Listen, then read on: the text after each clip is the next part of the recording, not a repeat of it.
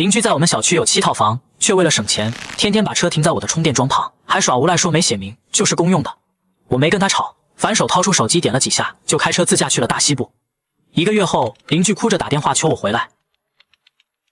我叫沈思源，今年29岁，在江城做程序员。去年我花7000块钱在小区的地下车位安装了一个私人充电桩。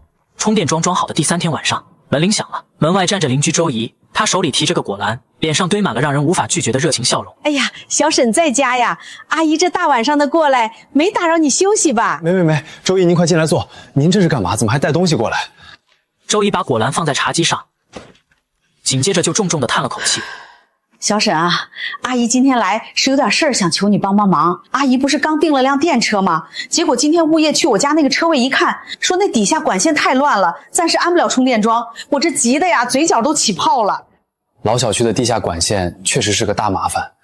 那您现在的车都在哪儿充电啊？就是说啊，我那服装店离得远，每天来回跑，外面那些商业充电桩不仅电费贵，每次去还得排半天队。小沈，阿姨看你那儿刚装了个新装，你看能不能行个方便，让阿姨偶尔借用一下？你放心，电费阿姨1分不少，按月结给你。行吧，周姨，远亲不如近邻，您实在没电了，偶尔充一次没问题。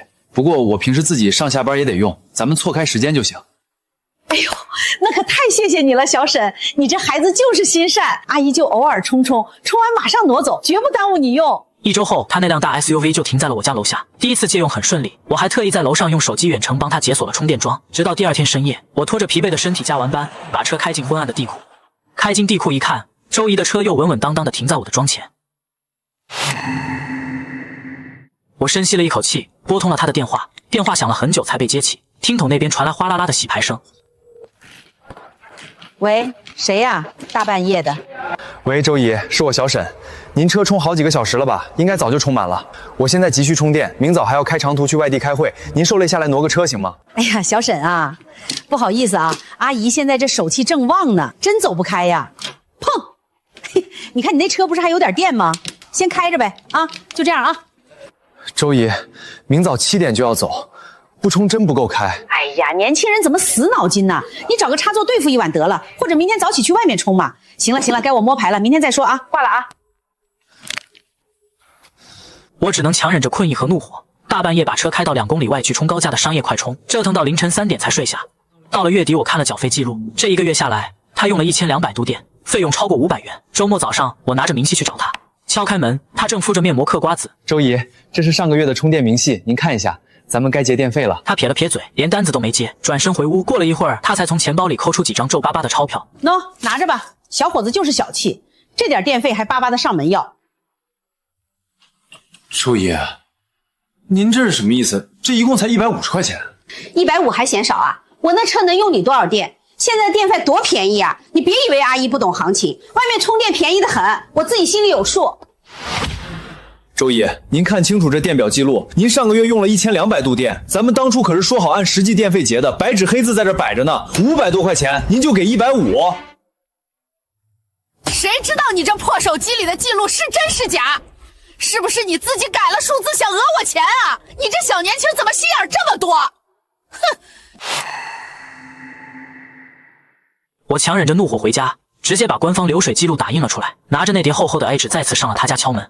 门开了，周姨一看我手里的账单，脸色瞬间就拉了下来。周姨，这是打出来的明细，上面连哪天几点几分用了多少度电都清清楚楚。咱们今天就把账算明白，这500块钱您补齐，以后我那充电桩您还是别用了。还有500块，你想抢钱啊？我不看什么明细，现在打一电5毛钱就能做一张假的。你就是看阿姨我不懂你们这些高科技，合起伙来蒙我。我蒙你？我花7000块钱装的桩，倒贴几百块钱电费给您用，我图什么？您要是不信这张纸，咱们现在就打电话叫警察，看看究竟是谁在撒谎。你叫啊！你把天王老子叫来我也不怕。你个小年轻心怎么这么黑啊？不就是用你点电吗？至于这么斤斤计较吗？哎呦，小沈，消消气儿，消消气儿。你阿姨她最近更年期，脾气有点暴躁。这账单我回头看，我肯定好好看。大家都是邻居，为点电费吵成这样不值当。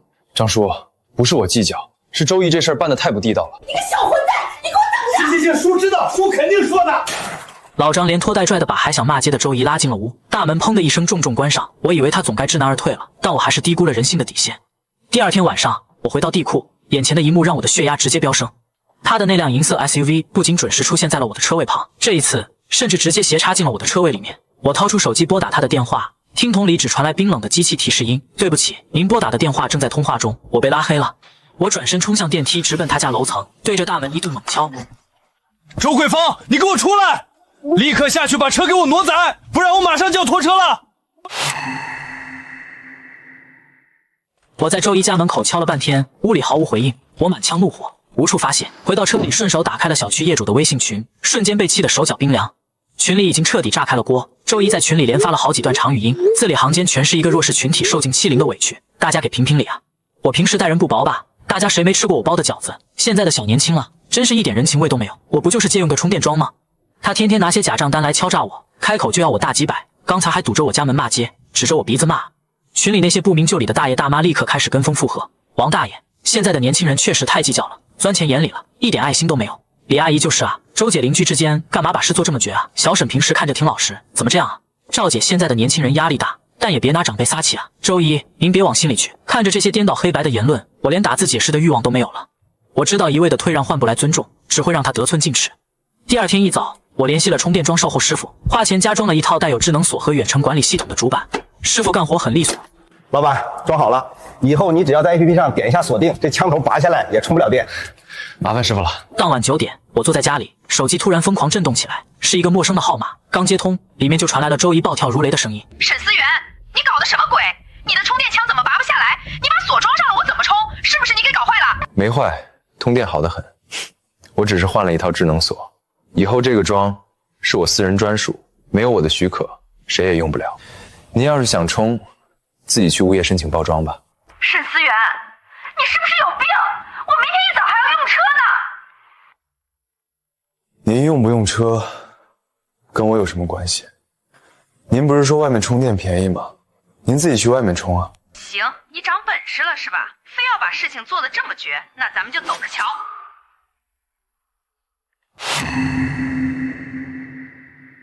周姨那句走着瞧绝对不是空话，她每天刻意把车停在我的车位边缘，留下一道狭窄难以倒车的空间。最让我崩溃的是一个周末清晨，我发现我的白色车门上赫然多了一道深可见底的钥匙划痕，我气得浑身发抖，立刻叫来了物业的赵经理。小沈啊，真是不凑巧啊，咱们地库这块的监控上周刚好坏了，还没来得及修，这没有直接证据，咱们也不能乱怀疑人，对不对？建议你们还是自行协商解决一下，以和为贵嘛。协商？怎么协商？赵经理，我的车位紧挨着他的车，这划痕明显就是开车门磕的，或者是有人故意走过去划的。哎呦，我的祖宗，我真没骗你，线路老化了吗？您一句监控坏了就想和稀牛？跟一个划车的无赖怎么协商？与此同时，小区里关于我小气、不近人情的闲言碎语越来越多。走在路上，我都能感受到背后的指指点点，那种被孤立和持续误解的窒息感，比车门被划更让人疲惫。连加了几天班后的深夜，我看着窗外，心里只有一个念头：离开这里，逃离这个乌烟瘴气的地方。我连夜向公司申请了4周的远程办公，并且把积攒的年假一起休了，很快得到批准。我给车做了全面检查，备齐了氧气瓶、急救包等高原物资，决定自驾去西边。惹不起，我还躲不起吗？出发的前一夜，我最后一次站在充电桩前，检查了一遍智能锁的状态，锁死了所有的远程控制权限。我看你这次怎么偷电！我冷哼一声。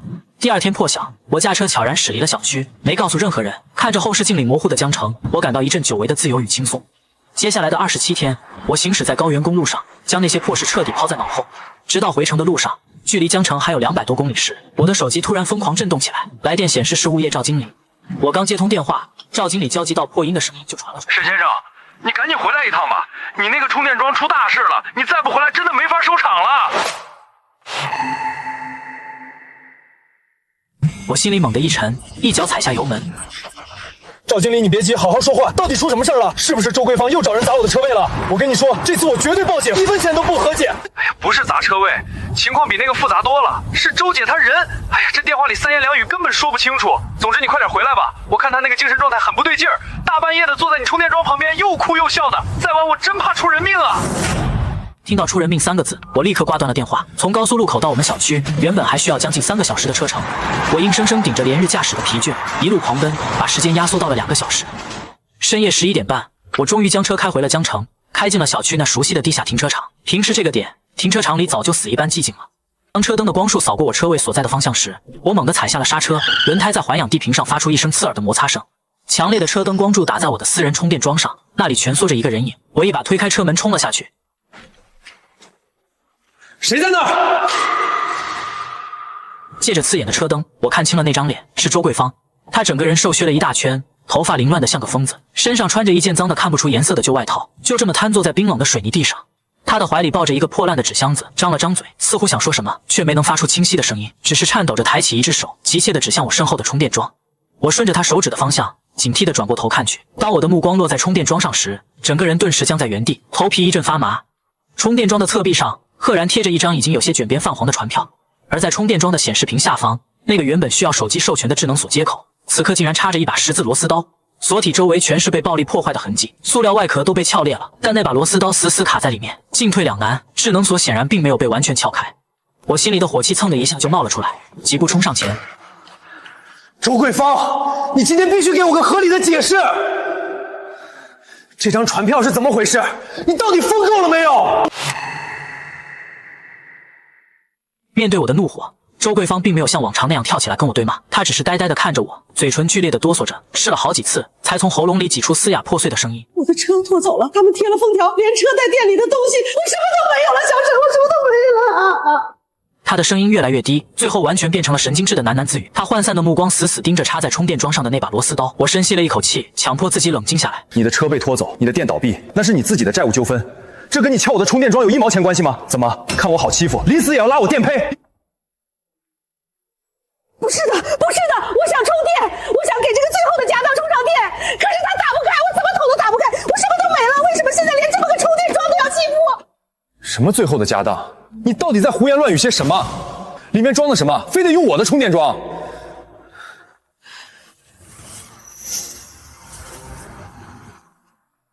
就在这时，纸箱里传来几声极其微弱的呜咽声，我这才注意到纸箱的侧面被粗糙地戳了几个透气孔。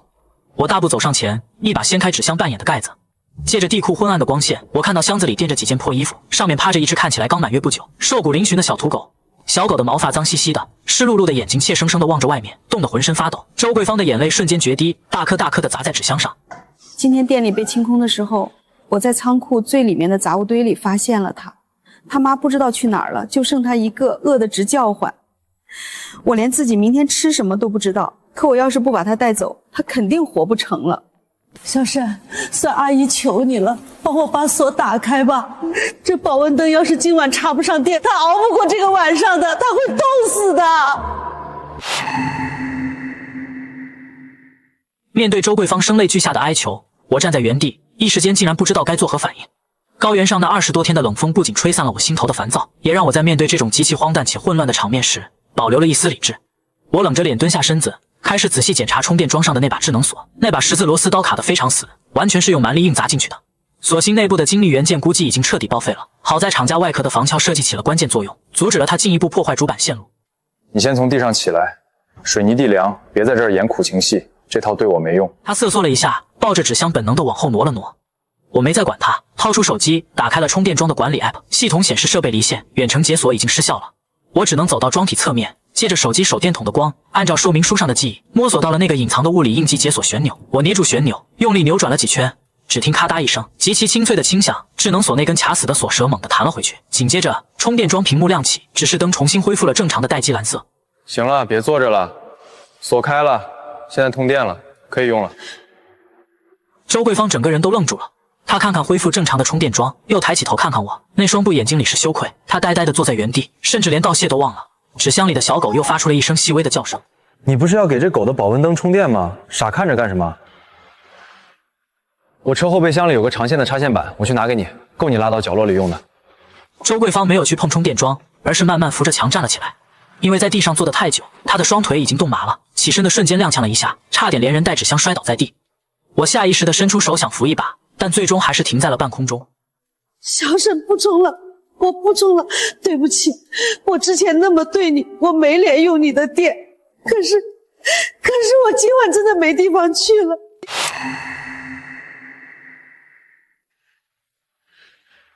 得换个地方说话，这里太冷，狗受不了，你也撑不住。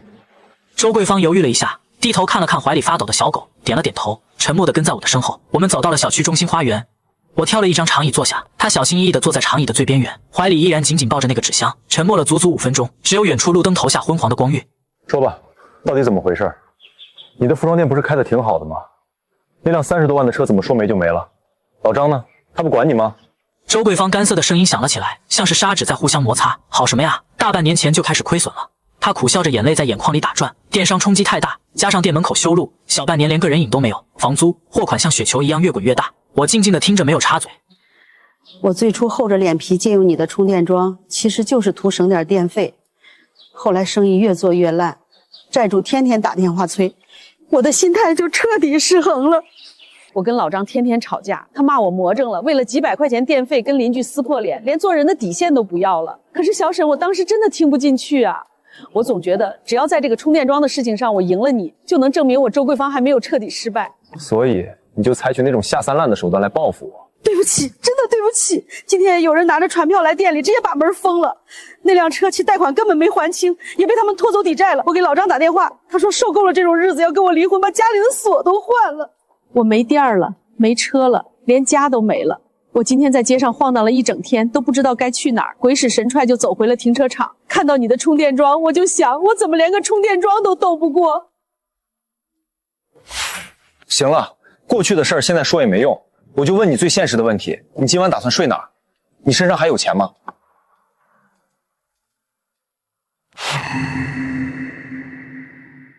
周桂芳的脸一下子涨得通红，她支支吾吾了半天，一个字也没憋出来。我没有继续逼问，直接掏出手机，熟练地打开了租房软件。城西地铁站附近有一家短租公寓，价格便宜，不用押金，而且房间还算干净。我在手机上给你订了1周的房间，地址和房门的电子密码我已经发到你微信上了。不，小沈，这绝对不行！我以前那么欺负你，我怎么还有脸要你的钱？这钱我绝对不能拿！这不是白给你的施舍，你需要一个安全的地方安顿下来，总不能带着这条狗去睡大街。这笔房租算我借给你的，等你渡过难关，找到工作有了收入，一分不少的还给我。你签一下这个电子借条，对你对我都算有个凭据。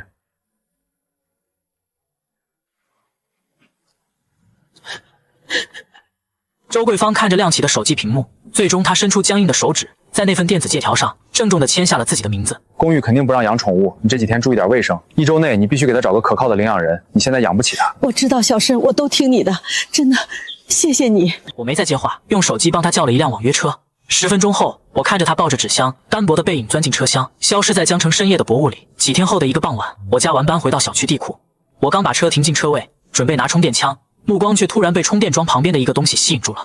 那是一个非常干净的白色塑料袋，就端端正正的放在底座旁边。我走过去，打开塑料袋一看，里面竟然放着那把被洗得发亮的十字螺丝刀，在螺丝刀的下面压着300块钱现金，还有一张从笔记本上撕下来的纸条。我拿起那张纸条，借着微弱的灯光念出了上面的字：小沈，我在超市找了份理货的临时工，日结，这300块先还你一部分房租，对不起周。我捏着那张皱巴巴的纸条，借着地库微弱的灯光看了又看，300块钱，这对于1周的房租来说连一半都不到。但我没有动那个塑料袋，把纸条压回原处，直接转身进了电梯。我想看看他这股子想要重新站起来的劲头到底能撑几天。2天后的傍晚，我下班刚把车开进地库，就碰见了正在巡查的物业赵经理。哎呦，小沈，刚下班啊？是啊，赵经理，巡逻呢？赵经理左右看了看，确认四下无人后，压低了声音，神神秘秘地凑近。小沈，你最近没再碰见周姐吧？你可不知道，这2天小区里关于她的事儿都传疯了。什么事儿啊？是今天早上老张在门卫室抽烟，把他之前偷电的底儿全都给兜出来了。你还记得他那会儿用你充电桩的事儿吧？当然记得，这我能忘吗？老张说他是为了还外头的网贷，大半夜偷偷跑去开顺风车跑网约车，天天连轴转的跑啊，就指望你那个免费充电桩回本呢。难怪大半夜让他挪车，他死活不肯，合着是急着充电接单补窟窿呢。可不是嘛！老张知道了以后，气得当场差点犯了心脏病，大半夜把亲戚全叫来了，当晚就和他提离婚了。唉，自作自受。老张也是个狠人。不过小沈，老张今天早上还跟我打听你呢，他说想找个时间单独跟你聊聊。听赵经理这么一说，我心里大概有数了。老张估计是怕我继续追究周桂芳的责任。行，赵经理，他要是找我，你就让他直接给我打电话吧。我没再多聊，转身上了楼。又过了几天，周末的下午，我下楼去洗车，习惯性的走到充电桩旁边，一眼就看到那个白色的塑料袋不仅还在，而且明显变厚了。我打开一看，里面的现金变成了500块，纸条也换了一张新的。小沈狗被短租公寓隔壁一家开餐馆的老板娘收养了，她会好好待他。我换了个更便宜的地下室合租床位，能多省点钱还你。周，正当我把钱和纸条放回去的时候，身后突然传来一阵干咳声。我回头一看是老张，他手里拎着个保温杯，神色尴尬的站在几步开外。张叔，下楼溜达。桂芳她最近没再来烦你吧？没有，他最近在超市打零工，刚把我帮他店的房租还了一部分。你还借钱给他租房子了？小沈，叔真是没脸见你啊！他那么欺负你，你还愿意帮他一把？张叔，一码归一码，我借钱给他是因为他那天晚上确实无路可退了。小沈，你不知道我心里多难受。那是我老婆，可她天天跟我像仇人一样吵。我要是再不狠心一点，让她知道自己错了，这个家就彻底散了。小沈，叔今天给你交个底，他欠你的钱，如他还不上，叔替他还。你可千万别报警抓他呀！面对老张的恳求，我摇了摇头，语气坚定：张叔，钱的事不着急，但既然是他欠的，就必须他自己还。您替他还了，他永远记不住这个教训。老张听完默默地点了点头，步履蹒跚地走出了地库。这天周末我下楼去拿快递，路过小区中心花园的小广场，那几棵大榕树下，平时就聚集着一帮喜欢东家长西家短的大妈们。我刚走近，就听到他们正聊得热火朝天。哎，你们听说了吗？周桂芳现在惨得很，听说去给人家仓库搬货去了，一天累得直不起腰呢。那也是他活该。不过话说回来，咱们以前还错怪人家小沈了，那小伙子是真厚道啊。可不是嘛，以前周桂芳在群里天天骂人家小沈抠门，说人家做假账讹他，现在真相大白了，人家小沈不仅没报警抓他，还给他出了房租呢。我听着这些曾经跟风骂我的大妈们突然转变了口风，心里一阵好笑。我没打算躲着，直接提着快递盒走了过去。刘阿姨、王阿姨，晒太阳呢。哎呦，小沈啊，下楼拿快递呢，我们正夸你呢。阿姨们过奖了，我只是不想把事情做绝罢了。小沈，你可得长个心眼儿啊！昨天我看见周桂花偷偷摸摸的回小区了，在老张家门口站了半天没敢敲门。他回不回家是他们夫妻的事。我朝王阿姨笑了笑，提着快递回了家。转眼间1个多月过去了。这天下班，我习惯性的走到充电桩旁扫了一眼，那个白色的塑料袋竟然还在，只是这一次里面的厚度明显不一样了。我打开袋子，里面整整齐齐的放着1000块钱，在钱的上面压着最后一张纸条：小沈，房租钱还清了，欠你的电费我折算了一下，大概还差472块6毛，我会尽快补上。我找到一份正式工作了，在一家服装公司做仓库管理员，虽然工资不高，但有社保。老张同意我先搬回次卧住了。谢谢你在我最难的时候帮助我，周桂芳。这一次，我把钱和纸条一起收进了口袋。就在我准备转身去坐电梯的时候，身后传来了熟悉的脚步声。小沈，钱我收到了，恭喜你找到新工作，也恭喜你回家。这活累是累点，但心里踏实。这就对了，脚踏实地比什么都强。小沈，那400多块钱的电费你放心，我下个月发了工资，肯定第一时间给你结清，绝不拖欠。行，我等着。短暂的交谈后，我们各自走向了电梯。时间流逝，江城的冬天越来越冷。直到春节长假过后的第1个工作日，我正在公司工位上整理代码，前台小李抱着一个文件袋跑了过来。沈哥，有个同城加急件，指明要你本人签收。他不是说还电费吗？怎么寄了这么厚一个袋子过来？我拿着快递袋走到公司的休息区，直接撕开了封口，一卷用皮筋扎得紧紧的现金掉在了桌面上。我拿起来数了数，刚好是473元。除了现金，袋子里还有一张纸，竟然是一份夜校物流管理培训班的缴费收据。我看着这些东西，直接掏出手机拨通了周桂芳的电话。电话响了2声就被接起了，背景音里传来叉车作业的。喂，小沈，我这边仓库太吵了，你等我往外走走。周阿姨，快递我收到了，那470块钱我就收下了。不过那多出来的6毛钱算怎么回事？嗨，那6毛钱不好找零，我干脆给你凑个整，一码归一码，亲兄弟还明算账呢。这钱本来就是我欠你的，1分都不能少。行，那我拿着了。看到你报了夜校的收据了，挺有魄力的。这把年纪还去跟小年轻拼考试啊？不拼不行啊，小沈。过去1个月像做噩梦，梦醒了我才知道自己有几斤几两。我要是再不学点真本事，这辈子就只能在仓库搬活。你能这么想，庄肯定也放心了。是啊，老张现在每天晚上还帮我复习书本呢。对了，小沈，马上过年了，阿姨也没什么拿得出手的。除夕那天你别叫外卖了，来阿姨家吃顿热乎的饺子。老张特意叮嘱我，必须把你叫上，行不行？行，我一定来。我对着电话笑着答应下来。除夕那天下午，外面的爆竹声已经零星响起，我正坐在沙发上处理年底的最后一点工作收尾，手机屏幕突然亮了，是周桂芳打来的通话。阿姨家包了芹菜猪肉馅儿和3鲜馅儿的，老张还特意去市场买了2瓶好酒，你快过来吧，凉了就不好吃了。行，周阿姨，那我带点水果过去。除夕那天傍晚，我拎着2盒礼盒敲开了周桂芳家的门，老张满面红光的把我迎了进去。快请进。屋里没有了往日的剑拔弩张，桌上摆满了丰盛的年夜饭。老张端起酒杯，小沈，这杯酒叔必须敬你。要是没你拉桂芳那一把，这个家今年就散了，都在酒里了。小沈，多吃菜，来，新年快乐！新年快乐，张叔、周阿姨。春节假期一晃而过，生活重新步入正轨，大家都回去上班了，我也迎来了开年最忙碌的项目期。这天晚上，我加完班，拖着疲惫的身体回到家，刚坐电梯来到我所在的楼层，叮的一声，电梯门缓缓打开。我刚迈出一条腿，就差点被绊得跟头。我定睛一看，瞬间愣住。从电梯口到我家门口，这短短10几米的公共走廊，竟然堆满了像小山一样高的快递纸箱。我皱起眉头，掏出手机，直接拨通了物业赵经理的电话。我对着电话没好气地问：“喂，赵经理，我这走廊是怎么回事？怎么堆得跟废品回收站一样，连个下脚的地方都没了？”哎呦，小沈啊，你下班了？那是你对门新搬来的吴妈搞的，她儿子刚给她买的2手房，老太太闲不住。我顺着那条狭窄的缝隙挤到对门，用力敲了敲吴妈家的防盗门。门开了，一个烫着满头小卷、系着围裙的精瘦老太太探出头来，眼神警惕地上下打量我。你找谁呀？吴阿姨是吧？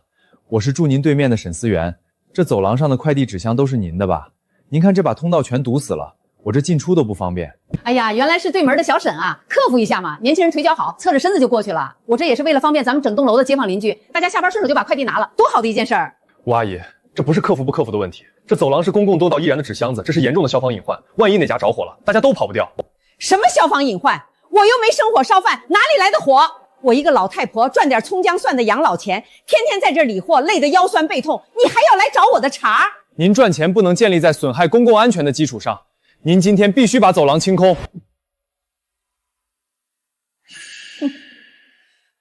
现在的年轻人怎么这么自私，一点同理心都没有？这走廊又不是你家买下来的，我今天就是不搬，你还能把我的纸箱子全扔了不成？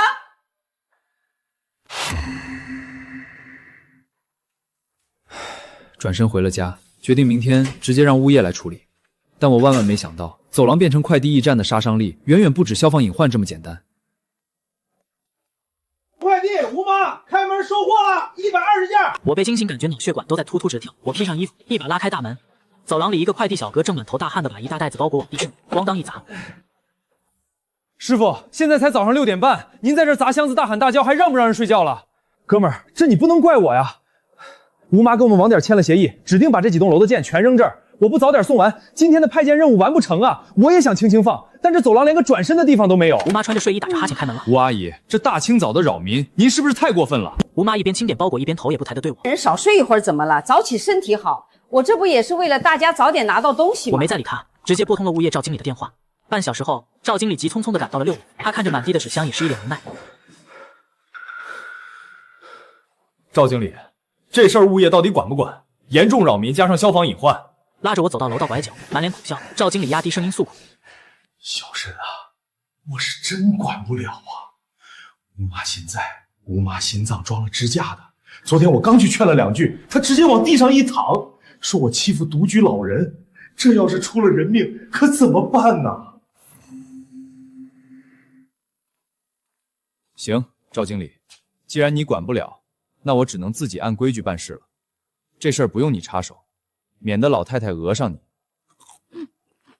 吴阿姨，既然物业劝您不听，那我正式通知您，您在公共消防通道非法堆积易燃物，已经违反了消防法。我现在留存证据。你干什么？你侵犯我肖像权！大家快来看啊！这小年轻欺负老人啦！我拍的是公共区域的消防隐患，不是您的私生活。我给您最后半天时间，今晚之前把这些纸箱全部清空，搬进您自己家里去，否则我直接上报。你报！你现在就报！我倒要看看谁敢来强拆我这便民服务点儿。我没有理会他的叫嚣，转身进了屋，把刚才录下的视频加上详细的地址，直接发给了社区的网格员小陈，同时拨打了当地的消防火灾隐患举报热线。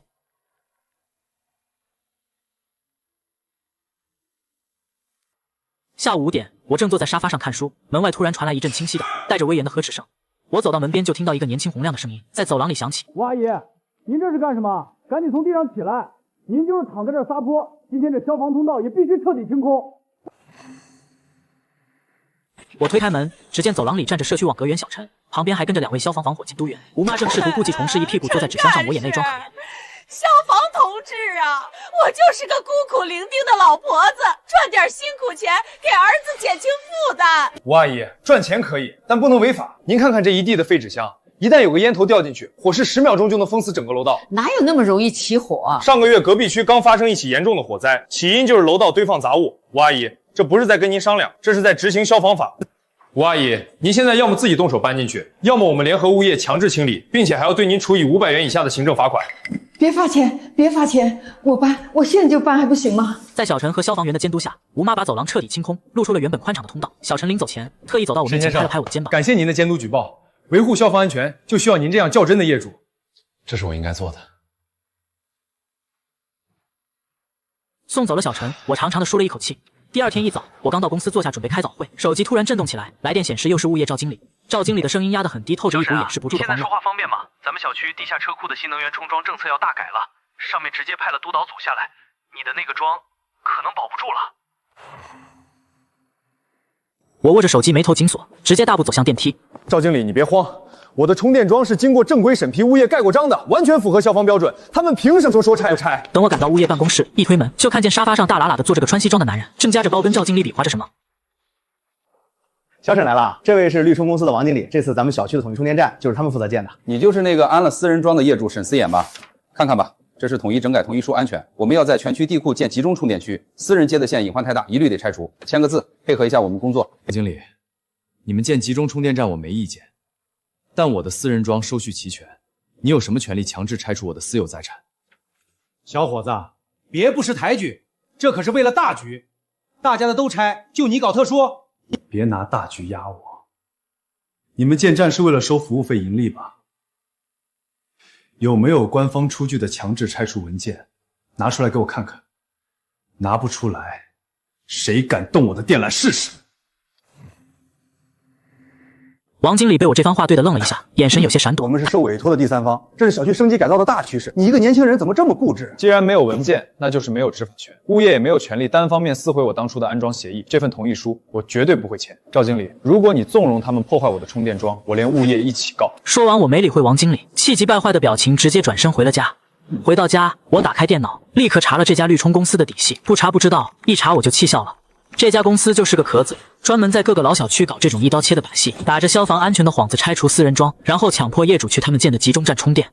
而且他们的服务费竟然比市场价高出整整3倍。我把查到的收费标准和企业背景截图保存下来，整理成了一个清晰的文档。第二天上午，我正在公司敲代码，手机突然弹出了地库监控的报警提示。我点开画面一看，火气瞬间就上来了。那个王经理带着个穿电工服的男人，正站在我的充电桩前面，手里拿着钳子，看样子是要强行剪断我的电缆。我立刻拿起外套往外冲，同时拨通了社区网格员小陈的电话。电话一接通，我急促地对着手机说：“陈干事，有人冒充官方名义，在地下车库强行破坏我的私人财产，他们钳子都拿出来了。你要是现在不管，我只能立刻打110报案了。”我挂了电话，一路狂飙赶回小区地库。刚走到我的车位旁，就听到那个电工正跟王经理抱怨：“王经理，这小子装带智能报警，咱们硬件恐怕会响啊！响什么响？直接把总闸那边的线给他绞了，赶紧动手！”我大喝一声，快步走上前，直接挡在了充电桩前面。住手！王经理吓了一跳，看清是我后，脸色顿时沉了下来。姓沈的，今天这桩拆也得拆，不拆也得拆。你一个第三方盈利公司的员工，真把自己当执法人员了？我这桩价值7000块，你剪断1根线，就是故意毁坏公民财物。王经理仗着自己带了人，往前逼近了一步。你少吓唬我！我是为了排查消防隐患，谁来了我也是这句话。就在我们剑拔弩张的时候，一阵急促的脚步声从电梯口传了过来。我回头一看，是社区网格员小陈。干什么呢？都给我把手里的工具放下！同志，陈干事，我们是统一清理地库私拉乱建的，这小伙子阻挠我们正常施工啊！谁授权你来强制拆除的？街道办鼓励建设集中充电站，但从来没有下发过强制拆除合法私人充电桩的文件。你少在这避重就轻！陈干事，他这私人桩隐患大呀，我们这也是为了防范于未然。小陈直接打断了他，转身看向我。沈先生，您的安装审批手续和验收合格单带了吗？都在手机里存着。我立刻调出文件，小陈仔细核对完，转头严厉地警告王经理：看清楚了，人家的手续合法合规，完全符合校方要求。社区推行集中充电站是为了解决没有条件装私人桩的业主的困难，采取的是自愿引导原则。绝对不允许你们搞一刀切的霸王条款。未经法定程序和物权人同意，任何人不得破坏他人私有财产。你们今天要是动了这根线，我们立刻立案拘留。是我们工作方式不对，我们马上走。看着王经理带着电工灰溜溜的离开，我长长的舒了一口气。小陈拍了拍我的肩膀：沈先生，以后遇到这种打着官方旗后谋取私利的情况，随时联系居委会，合法的权益我们一定保护到底。太感谢您了，陈干事。我由衷的说道。这场充电桩的危机，在基层干部的秉公执法下，终于彻底化解，我的生活再次恢复了平静。几周后的一天下午，我正在公司开会，放在桌上的手机突然震动起来。我看了一眼来电显示，是周桂芳。自从除夕那顿饭后，我们很少联系。我拿着手机走出会议室，按下接听键，电话一接通，周桂芳带着哭腔的声音立刻传了出来。听到电话里周桂芳惊慌失措的哭喊声，我立刻停下脚步。周阿姨，你先别慌，深呼吸。张叔现在在哪个医院？在12院的急诊大楼，我刚从仓库请假跑过来，这医院里人太多了，那些什么自助挂号机、缴费机我根本不会弄啊！你就在急诊抢救室门口等着，别乱跑，我10分钟内就到。我挂了电话，跟主管请了个紧急事假，开车直奔12院。急诊大厅里人声鼎沸，我穿过人群一眼，就看到周桂芳蹲在抢救室门外的墙角里，她还穿着那身满是灰尘的仓库工装，手里紧紧攥着一张皱巴巴的就诊卡，整个人缩成一团，无助的发抖。周阿姨，小沈，你可算来了！老张血压本来就高，这段时间为了多赚点钱，连加了半个月的夜班，今天在车间直接栽倒了，我都不知道该怎么办。别急，张叔这是积劳成疾引起的高血压急症，我现在去帮您把挂号费和押金交了。您坐在这儿盯着门，有医生出来马上就。我拿过他手里的就诊卡和身份证，我转身跑到自助缴费机前，熟练的操作屏幕，垫付了3000块钱的抢救押金。等我拿着缴费单小跑回抢救室门口时，谁是张建国的家属？病人现在情况非常危急，必须马上转入 ICU 进行保守降压治疗。谁能做主？赶紧过来签字。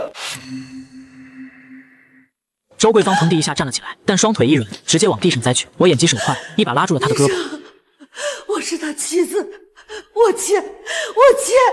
周桂芳的声音抖得不成样子，跌跌撞撞地扑过去，抓起医生递过来的笔，可她的手抖得太厉害了，笔尖在纸上划出几道乱七八糟的墨迹，根本写不成一个完整的字。周阿姨，深呼吸，现在不是害怕的时候。张叔在里面等您救命。周桂芳听着我的声音，用力咬破了嘴唇，借着疼痛强迫自己冷静下来，终于歪歪扭扭地签下了周桂芳3个字。医生迅速收回病历，语气严厉地交代：病人马上推走，你们家属立刻去1楼大厅把 ICU 的住院押金交了，快点去！医生说完，转身跑回了抢救室。周桂芳呆呆地站在原地，眼泪扑簌簌地往下掉。她每个月在仓库累死累活，也就赚个几千块钱，连房租和生活费都紧巴巴的，上哪儿去凑这2万块？我掏出手机，直接点开网银。走吧，周阿姨，救人要紧。这笔钱我先替您垫上。周桂芳一把按住我的手机，拼命摇头。不行，小沈，你今天能赶过来帮我，我已经感恩戴德了。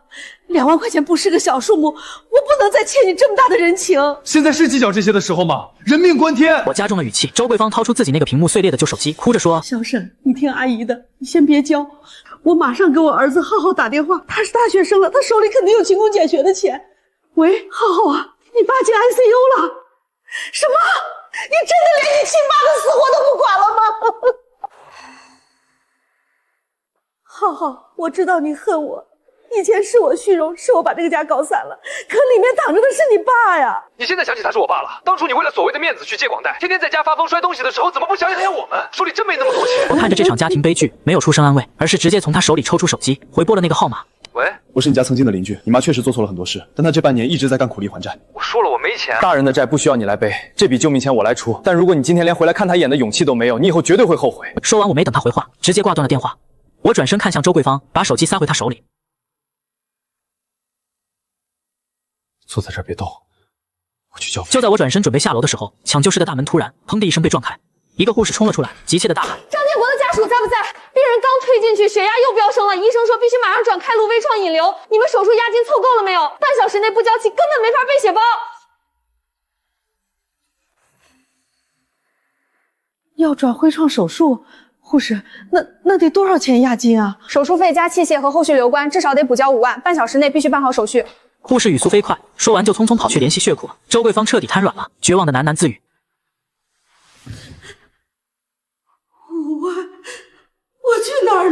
苦啊！我看着他那副濒临绝境的样子，深吸了一口气。5万块钱对我来说拿得出来，但我绝不能让他觉得这是理所当然的施舍。我走到他面前，目光极其严肃地盯着他。别说那些没用的胡话。周阿姨，这5万块钱我出。不行，小沈，绝对不行！5万块钱太多了，万一我不上，你可怎么办啊？不是白给，是借。咱们按老规矩写正规借条，算上合法利息，定好还款期限。张叔是个踏实人，这钱是救命的。你现在立刻把借条写好，我去收费处排队。我拿着他签好字的借条和银行卡飞奔到1楼缴费处，赶在最后一刻把5万块钱的手术押金刷了进去。等我拿着长长的缴费单跑回急诊楼层时，一眼就看到抢救室门口多了一个人。妈，一个背着双肩包的男孩正站在周桂芳面前。我把我这学期的奖学金和生活费全取出来了，但我有一个条件，你今天必须当着邻居大哥的面答应我。这辈子再也不碰那些虚荣的面子工程，再也不去借那种下三滥的网贷。你要是做不到，这笔钱就是我最后一次管你们。妈发誓，妈早就改了。妈现在天天在仓库干活，一分一毛都是干净钱。妈就想早点把债还清，想好好过日子，浩浩。行了，费用我已经全部垫上了。浩浩，你这5000块钱自己收回去，留着交下学期的学费。沈大哥，谢谢你，但这钱我不能拿回去，负债别犯轴。你现在的任务是好好念书，早点毕业，找个好工作。大人的债，他们自己有手有脚，自己扛。你要是真孝顺，就坐在这儿好好陪着你妈。浩浩低下头，默默地坐在了周桂芳身边，母子俩抱头痛哭，那些积压在心底的坚冰，在这一刻终于开始融化。2个小时后，手术室的自动门缓缓打开，主刀医生摘下口罩，疲惫地笑了笑。手术很成功，微创引流很顺利，血压控制住了。观察24小时，如果没有并发症，就能转去普通病房了。几天后，老张转入了普通病房，恢复得不错。周末我提着一篮水果去探望他。小沈啊，树这条命是你给的，但树不能连累你。我昨天才知道，桂芳以前借的那笔网贷，那帮放高利贷的催收已经找到他干活的仓库去了。张叔，您慢慢说，那些催收跑到仓库去干什么？他们找了几个地痞流氓，天天去桂芳上班的仓库外面堵门，扬言桂芳要是这周内不连本带利的把那笔高额利息还上，就去老板那里闹事，非要让桂芳丢了这份工作不可呀。法律明确规定了勤俭贷的利率上限，超过的部分根本不受法律保护。张叔，您别急，这事儿绝对不能私了，更不能躲。正说着，病房门被推开了，周桂芳提着保温桶走了进来。我敏锐地注意到她走路的姿势有些不自然，右手手臂的工装袖子上还沾着一大块灰扑扑的脚印。老张一看，眼珠子都瞪圆了。桂芳，你胳膊上怎么回事？是不是那帮王八蛋动手打你了？没事的，老张，你别激动。我刚才在仓库下货的时候，不小心自己摔了一跤。别骗人了，这不是摔的。周桂芳眼眶一红，终于绷不住了。他们今天中午把我堵仓库后门，推搡了一把，说今天下午2点还要来堵我们老板的办公室。小沈，我这份工作好不容易才稳定下来，绝对不能丢啊！现在是1点半，周阿姨，你马上带我去你的仓库正常上班，我倒要看看哪个地痞流氓敢在搞暴力讨债的事儿。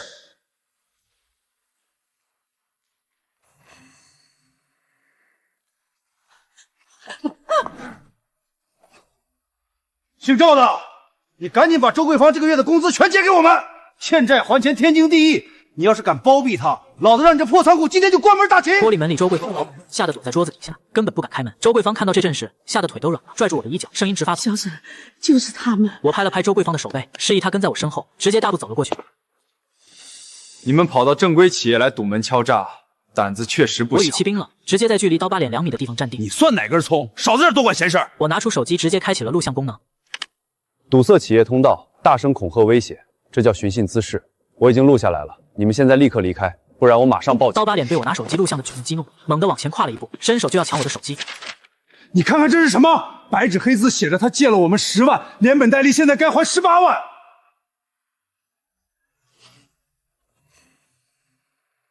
10万的本金，短短半年就要还18万，你这年化利率都快100%了吧？你少跟我扯这些没用的，他既然按了手印，就得按我的规矩来。你的规矩大不过国家的法律，还有。谁给你们的权利直接来扣别人的工资？这叫抢劫，懂吗？就在我和刀疤脸对峙的时候，办公室的玻璃门突然被推开了一条缝，那个姓赵的老板满头大汗的钻了出来。周桂芳，你到底在外面惹了什么人？我这小本生意经不起你这么折腾，你现在马上给我收拾东西滚蛋！你被开除了，你们赶紧走，别影响我做生意。周桂芳一听这话，眼泪瞬间涌了出来，急得直跺脚。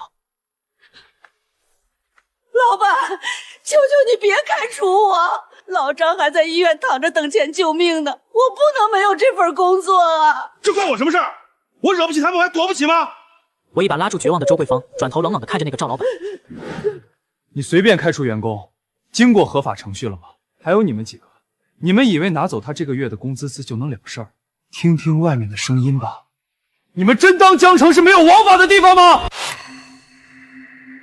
我的话音刚落，物流园外面突然传来了一阵尖锐急促的警笛声，警车直接开进了园区，稳稳地停在了仓库门前。刀疤脸和那两个小弟一听见警铃，脸色瞬间变，刚才的嚣张气焰顿时烟消云散，互相看了一眼，转头就想往仓库后门。站住！谁也不许动！刚才谁报的警？说这里有人寻衅滋事，非法讨债。林警官，是我报的警。这3个人涉嫌非法高于利贷，跑到别人工作的地方堵门威胁，还要强行拿走周阿姨的工资。林警官接过手机看了看，转头严厉地盯着刀疤脸。又是你们几个！上次让你们跑了，现在竟然还敢顶风作案是吧？警察同志，误会，绝对是误会，我们就是来找他讨债的，没动手，绝对没动手。堵门恐吓企业正常经营，这就是违法！把他们3个全部带回所里去，那些合同全部查抄，超出法定利率的部分一律作废。看着刀疤脸几个人被戴下手铐押上警车，周桂芳激动得浑身发抖，眼泪止不住的往下流。林警官转头看向那个还躲在门边的赵老板，还有你这个当老板的，遇到黑恶势力不报警，反而要开除受害员工，法律可不是摆设。你要是无故辞退他，他一告一个准儿，你自己掂量掂量。警察走后，仓库门前恢复了平静。赵老板擦了擦额头上的冷汗。赵老板，周阿姨在您这里干了快半年了，她每天比别人来得早，走得晚，一个人能干2个人的活。现在那些毒瘤已经被警察连根拔起了，以后绝对不会再有人来捣乱。您真的要为了一个误会开除这么踏实的员工吗？老板，我发誓这种事儿以后绝对不会再有了。我刚刚报了物流管理的夜校，以后我不仅能干体力活，还能帮您管账理货，绝不给您添麻烦。刚才我也是吓昏头了。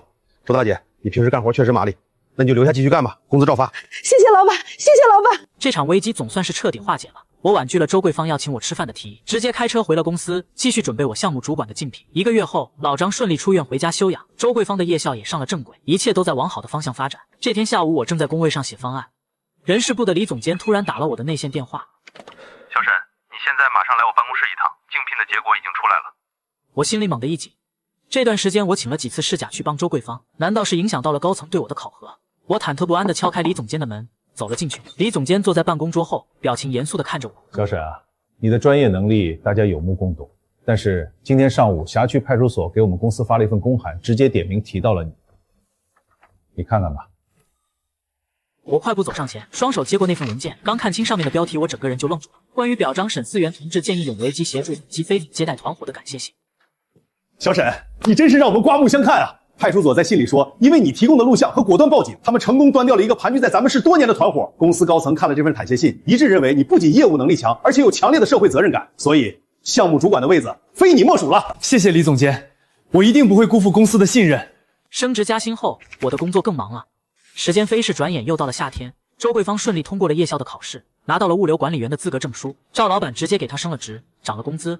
老张的身体也恢复得不错，偶尔还能在小区里帮着下棋。这天周末傍晚，我下楼倒垃圾，正好碰见下班回来的周桂芳。她穿着整洁的工作服，精神焕发，再也没有了以前那种市侩和焦虑。小沈，倒垃圾啊？是啊，周阿姨，今天下班挺早啊。我们边走边聊，正当快要走到小区门口的时候，周桂芳突然停下了脚步，脸色瞬间变得惨白。我顺着她的目光看过去，只见一个鬼鬼祟祟的男人正躲在那里往小区里张望。小沈，你看到树后面那个男的了吗？就是他，去年骗我说搞内部投资，卷走了我用来周转服装店的20万货款，害得我去借了网贷。我要报警！我现在就要抓他！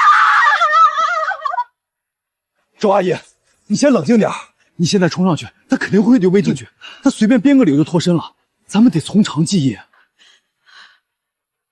我怎么能冷静？小沈，为了那20万，我被逼得背上高利贷，最后落得那样的下场，家都差点散了。他是我的仇人啊！他今天能出现在这里，说明他在这一带肯定有落脚点，或者有什么非来不可的理由。你记不记得他的车牌号或者其他的身份特征？他以前说自己叫陈远，开着一辆白色的旧轿车，有个习惯动作，就是右耳垂后面有一块特别大的红色胎记。好，这很重要，你先回家，别打草惊蛇，我有办法追踪到他。为了对付之前的快递站，我早就申请了物业权限。功夫不负有心人，通过对比门禁抓拍，我很快锁定了一个叫陈远的租户。他住在离我们小区2条街的一个老旧公寓里。我看着屏幕上那个熟悉的侧脸和右耳后的红斑，林警官，我有重要线索举报。1年前那个轰动全市的逃犯，我找到他了。林警官带队行动非常快，半小时后我们就在那个老旧公寓门口碰了头。小沈，消息可靠吗？绝对可靠。这是他的近期门禁视频，脸部特征完全吻合。分两组，后门包抄，不能让他跑了。然而当我们破门而入时，房间里空无一人，桌上还冒着热气的泡面显示陈远在几分钟前刚刚逃走。看着空荡荡的房间，我心里一阵懊恼。这只狐狸警觉性太高了。这时我注意到墙上挂着一张泛黄的地图，上面圈着好几个红点，其中一个红点竟然就是我们小区的名字。他把你们小区圈得最重，旁边还特意画了个红叉，这绝对不是巧合。对，你看红点下标注的时间，就是今天。他根本不是在单纯逃跑，而是直接去报复了。我立刻意识到不好，这家伙根本没跑远，他可能就在附近监视着谁。我急忙给周桂芳打电话，电话通了，却是一阵杂乱的脚步声和周桂芳恐惧的尖叫。喂，小沈，那个陈远就在我小区门口，他正在跟老张推搡，说要找我算账。听到这话，我后背冷汗直流，我对着电话吼道：“周阿姨，离他远点，别出声，躲进最近的超市里。我现在立刻往你那里赶，一定要撑住。”我踩死油门，车轮摩擦出胶绒，不到3分钟就冲到了小区门口。车没停稳，我就冲了下去。保安亭旁围满人，陈远正揪住老张的衣领，将他狠狠按在玻璃窗上。周桂芳，你敢报警抓我？以为警察护得住你？你疯了！快放开老张！休想！老子今天是来算总账的。有话好好说。坏人，放开我爸爸！别过去，他现在情绪完全失控了。陈远，你想要钱是吧？松开张叔，咱们谈。你算老几？少装大尾巴狼！我今天不只要钱，还要周桂芳身败名裂。是你敲诈勒索，小沈，快救救老张！闭嘴！20万拿不出钱，今天谁也别想好过。行，20万我给你凑，你先松手。真把他勒出个好歹，就变成故意伤害了。你懂不懂法？少拿法律吓唬老子，我早没退路了。陈远，睁大眼睛看看四周，林警官的人已经把小区堵死了，现在放手，你还能争取宽大处理。今天你要是敢动他一下，这辈子就彻底交代在这儿了。是要钱还是要下半辈子，你自己选。警察真来了，你敢阴老子？就在那一瞬间，机会来了。旁边一位看热闹的老大爷突然扔过来一个公益拉罐，正好砸在陈远的脚边，砰的一声闷醒。陈远本能的循声偏了一下头，就是这0.1秒的空隙，我冲了出去，放开他！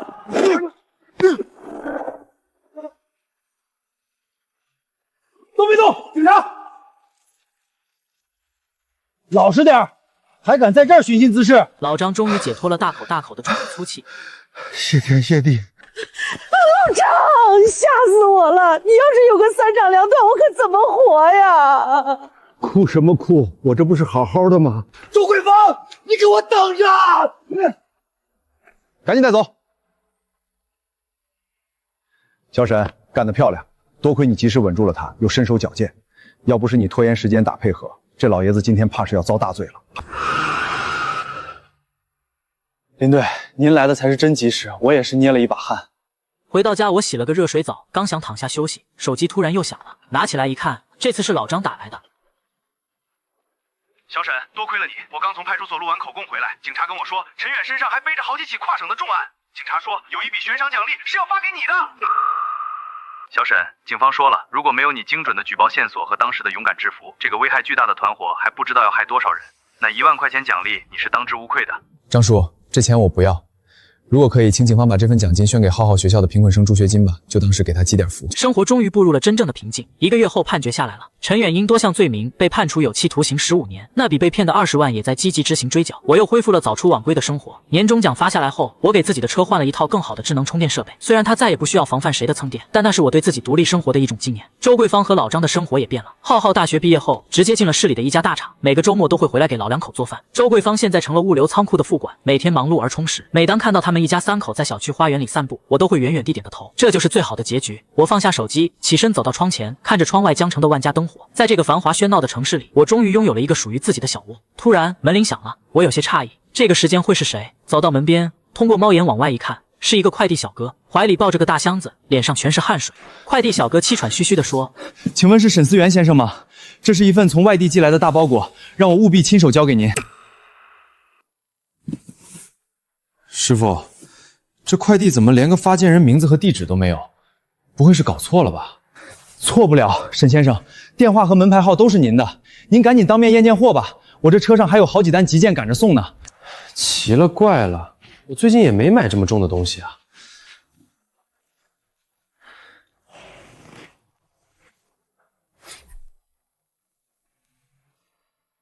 这是谁搞的恶作剧？突然脑子里灵光一闪，我想起了公司最近正在加班加点封闭测试的那个电商反欺诈系统。为了测试系统捕捉真实漏洞的能力，我特意在平台上开了一个内部测试用的数码网店。就在昨天下午，我刚用那个号发出去一张价值8000多块钱的顶配高端显卡，坏了！果然不出我所料，那笔显卡的订单在半小时前刚刚被买家申请了7天，无理由退货退款，而系统里显示的退回物流单号刚好和我眼前这个装砖头纸箱上的单号一字不差。好家伙，跟我玩狸猫换太子是吧？直接点开那个退货买家的详细信息，屏幕上地址赫然写着江城国际小区3栋402室，收件人孙美丽。这骗子胆子可真够肥的，竟然跟我住同一个小区，甚至就在我隔壁那栋楼。我没有犹豫，立刻拿出手机，找好角度，咔咔几声，把那2块砖头和快递单号拍了个高清特写照片，直接上传保存到了我们反诈系统的云端证据库。真有意思，搞恶意退款坑人，竟然坑到开发反欺诈系统的程序员头上了。第二天一早我就直接下了楼，径直走向小区的3栋402室住着的孙大妈，在小区里是出了名的爱占小便宜。平时超市发免费鸡蛋，她能拉着老伴排队领5、6回，但我没想到她的手竟然伸到了网络诈骗上。我走到402门口，用力敲了敲门，门开了一条缝，孙大妈探出半个身子。哟，这不是住5栋的小沈吗？大周末的，你跑来找我干什么？孙大妈，我来拿回我的显卡。您昨天在网店上申请了退货，然后给我寄回了2块破红砖，这种把戏在法律上叫诈骗。胡说八道些什么？我根本听不懂，你少在这血口喷人。孙大妈，我这儿有数据赖不掉的。那是我在网上买的菜板，发回来就是坏的，我退回去怎么了？我看着他这副死不认账的嘴脸，语气变得极其严肃。孙大妈，您可能不懂法，8000块钱的金额已经足够立案了，我劝您把东西交出来，咱们私下解决。你报警啊！有本事你让警察把我抓走！你看警察是信你，还是信我这个弱势群体？看着孙大妈在楼道里撒泼打滚的样子，我没有跟她对骂，收起手机，转身干脆利落地离开了3栋。回到家，我立刻连接上公司的内网，调取了孙大妈这个账号的所有历史交易记录。不查不知道，一查惊出一身冷汗。这半年里，她在这个电商平台上疯狂下单，然后利用规则漏洞申请了超过50次的仅退款或者发红包退货，大到扫地机器人，小到抽纸零食，总金额竟然高达10几万。这绝对不是一个不识字的老太婆能独立完成的操作。我立刻拨通了人事部李总监的电话。我们的反欺诈测试系统跑出大鱼了，有个本地用户恶意退款挣了我10万，不仅你自己专业，还在我们小区建了个群，教别人一起薅羊毛。10万，小沈，这可是个巨大的漏洞。如果这个漏洞在平台正式上线前补不上，咱们整个项目组都得卷铺盖证据吗？能，但我希望长线钓大鱼，把这个团伙一网打尽。下午，我特意去了一趟小区广场。孙大妈跟大家分享致富记呢。小沈，你少在这阴阳怪气的，怎么眼红我们能不用花钱就拿到好东西？我告诉你，这是平台的规矩，我是在合理利用规则。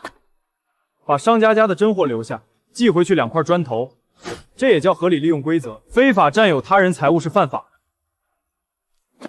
犯法？我没偷没抢。小沈，你吓唬谁呢？信不信我今天就在群里发个链接，让全群的人半小时内把你那个破网店买破产，让你赔得倾家荡产。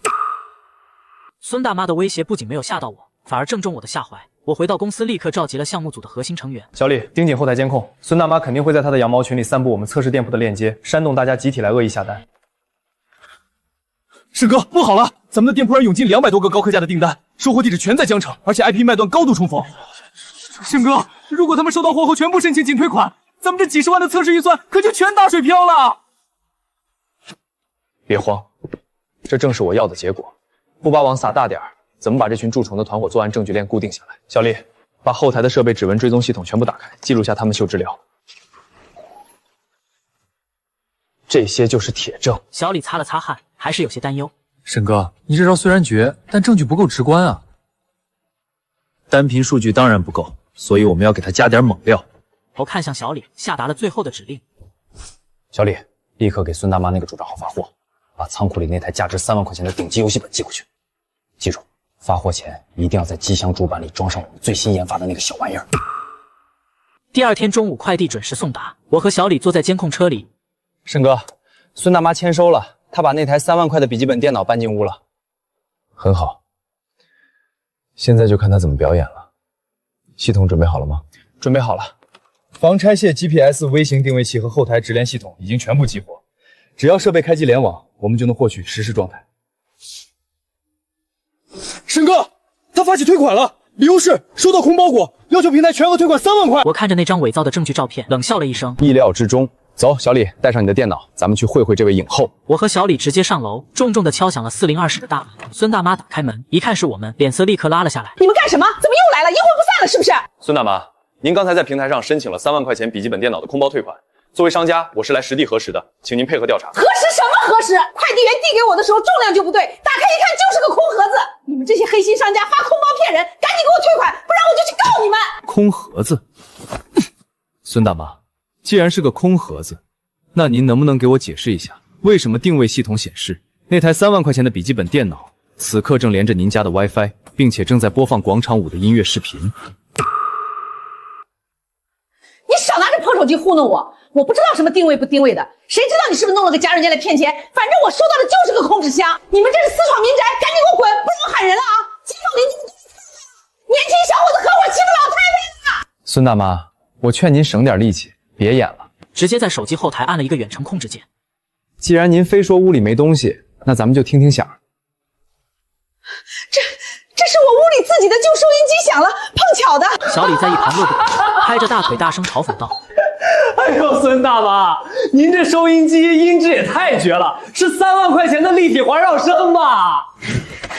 你们少胡说八道，快给我把那破根关了！我轻松侧身闪开。孙大妈，刚才我给过您机会了，是你自己不要体面。8000块的显卡，加上屋里这台3万块的电脑，还有您这半年利用各种小号薅的10几万商家羊毛，加起来数额特别巨大。说完，我从口袋里拿出另一部手机，直接拨通了110。我错了，我把电脑还给你，我再赔你2块钱行不行？千万别报警啊！我儿子要是知道我干这个，非得跟我断绝关系不可啊！现在知道怕了。您在群里发链接煽动别人恶意退款，要把我们公司搞垮的时候，怎么没想过后果？法律不是菜市场，没得讨价还价。不到10分钟，林警官带着2名民警赶到了现场。我走上前，把提前整理好的后台数据链、定位轨迹以及那2块砖头的照片全部提交给林警官。林警官，这是完整的证据链，嫌疑人利用平台漏洞，长期进行恶意退款诈骗。那台被诈骗的涉案电脑现在就在他的卧室里。孙美丽，现在依法对你的住所进行搜查，请你配合。民警推开卧室门的那一刻，我和小李都惊呆了，这哪里是卧室，简直就是一个小型的走私仓库。从没拆封的高档化妆品、名牌球鞋，到成箱的进口零食，这些全是你恶意退款骗来的赃物。孙美丽，你胆子也太大了，涉案金额这么高，你这属于恶劣的团伙诈骗骨干。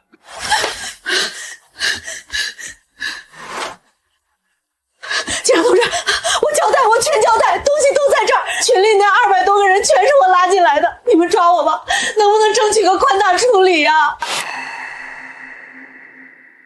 能不能宽大处理，得看你配合调查的态度和最终退赃退赔的金额。把手机交出来，跟我们回所里走一趟。孙大妈被押上警车的那一刻，她建立的那个所谓的羊毛致富群，在警方雷霆般的打击下，瞬间土崩瓦解。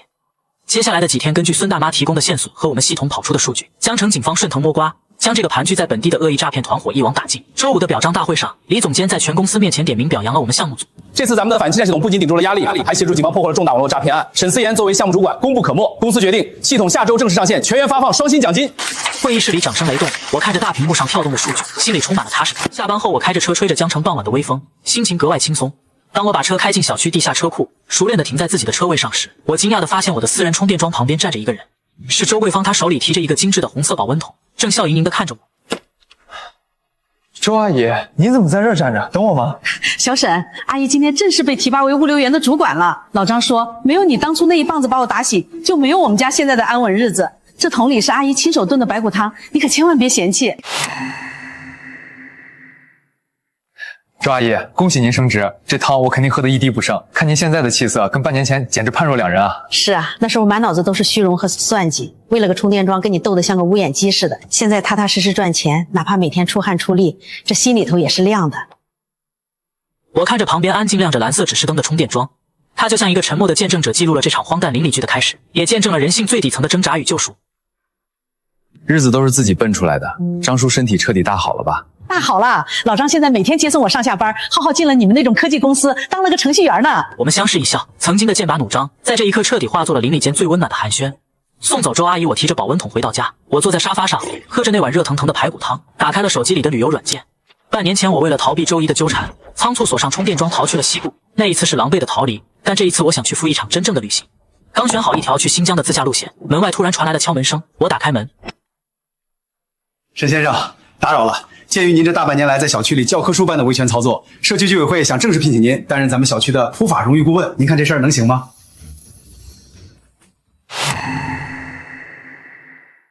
陈干事，您这不是赶鸭子上架吗？我就是个敲电码的程序员，哪懂什么专业的普法呀？沈先生，您这就谦虚了。对付霸占车位的无赖，对付消防通道的违规堆放，还有这次联合警方破获的退款诈骗案，您哪一次不是法律有精准打击？咱们太需要您这样法行、讲理又坚守底线的年轻人来带头了。我掂量着手里这份沉甸甸的聘书，最终郑重的点了点头。行，陈干事，这活我接了。以后小区里再有什么不平事儿，只要是在法律框架内，我绝不袖手旁观。等我走到阳台上，看着江城璀璨的夜景，生活其实就像写代码，总会遇到各种各样的 bug。有喜欢占便宜的邻居，有蛮不讲理的恶人，有防不胜防的骗局。但只要你坚守底线，善用法律的武器去排雷，生活总会回归最清晰、最顺畅的底层逻辑。退一步海阔天空，但前提是这一步不能退过你的底线。第二天清晨，阳光洒满了整个小区。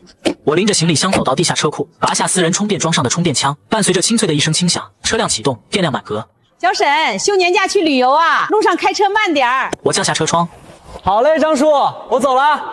我踩下油门，白色的新能源车平稳地驶出地库，汇入清晨车水马龙的江城街道，驶向更辽阔的远方。